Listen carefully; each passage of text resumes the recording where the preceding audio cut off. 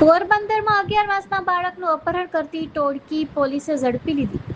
ગઈકાલે 11 માસના બાળકને ભીખ મંગાવવાના ઈરાદે અપહરણ કરી ગયેલી ટોળકીને પોલીસે ફિલ્મો ઢબે ઝડપી લીધા. 11 માસના બાળકની માતાની ફરિયાદના આધારે પોલીસ જિલ્લાના નાકાબંધી કરી એસટી બસનો પીછો કર્યો. વેરાવળ અને પોરબંદર ક્રાઇમ બ્રાન્ચે માંગરોળ નજીકની ટોળકીને ઝડપી બાળકનો કબજો લઈ ફરિયાદી માતાને બાળક સોંપી આપ્યું. ટોળકીના તમામ શખ્સોની સામે અપહરણ સહિતની કલમો હેઠળ ગુનો નોંધી તપાસ તેજ કરી. વધુ અપડેટ્સ માટે બન્યા રહો TNG ન્યૂઝ સાથે. ગઈકાલે મોડી સાંજે ફરિયાદીશ્રીએ અમને ફરિયાદ આપેલી કે એમનું 11 માસનું બાળક છે એ કોઈ એક સ્ત્રી અને અજાણ્યા 3 પુરુષો જેમને ઓળખતા નથી એ આવી અને લઈ ગયા. પોલીસે સદરુ બાબતે ઊંડાણમાં તપાસ કરી. પોલીસની જુદી જુદી ટીમથી ટેકનિકલ માહિતી મેળવી CCTV ફૂટેજ દ્વારા ચેક કરાયું. પોલીસને જાણવા મળ્યું કે એ જે જગ્યાએ કહે છે ત્યાંથી એકચ્યુઅલમાં 3 પુરુષો અને એક સ્ત્રી આવીને એનું બાળક ઝટીને લઈ ગયેલા હતા. ત્યારબાદ બસ સ્ટેશનના CCTV કેમેરા ચેક કરાવ્યા. ત્યાંથી અમને આગળ ફર્ધર ઇન્ફોર્મેશન મળી કે એ લોકો કઈ બસમાં છે અને બસનો પીછો કરી Porbandar LCB, Veraval LCB, Kirti Mandir PI, Kamlabagh PI, Kamlabagh D staff, even ST જે ડેપો છે એનો આખો સ્ટાફ સંપૂર્ણ જણાએ મળી અને આ 11 માસનું બાળક છે એ ગઈકાલે 4 થી 5 કલાકમાં શોધેલું છે અને પરત એમની માતાને આપેલું છે.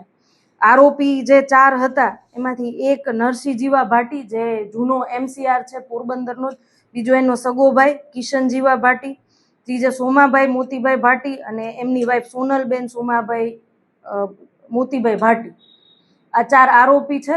4 આરોપી હાલ પોરબંદર પોલીસ અટક કરેલા. એમને અમે ડિટેલમાં પૂછપરછ કરી તો એમણે એમ કીધું કે અમે ભીખ મંગાવવાના ઈરાદેથી આ છોકરાને લઈ ગયા. આ જે 4 આરોપી છે એમાંથી જે લેડીઝ છે એને બાળકની માતાની જોડે પૂછપરછ કરીને એમની પાસેથી જાણી લીધું કે આ બાળકની જે માતા છે એની આગળ પાછળ કોઈ છે નહીં. એનો હસબન્ડ 1 મહિના પહેલા મૃત્યુ પામેલ છે. એના સાસુ સસરામાં કોઈ નથી. એના માતા પિતા પક્ષે કોઈ નથી.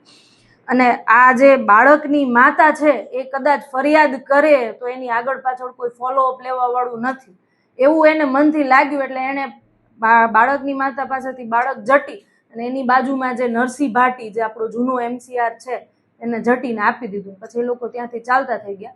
આમાં બીજું પણ હું એડ કરીશ કે એ જે બાળકની માતા છે એ 10-15 મિનિટ આજુબાજુમાં ફરીને એને કીધું મદદ માટે, પણ કોઈ એમની મદદ કરવા ના આવ્યું. પછી કોઈ એમને ચીંધ્યું તમે આ જગ્યાએ પોલીસ સ્ટેશન જાઓ, ત્યાં તમારી ફરિયાદ લેશે. પછી એવો સીધા પોલીસ સ્ટેશન આવીને હમણાં પોલીસ સ્ટેશન રજૂઆત કરેલી.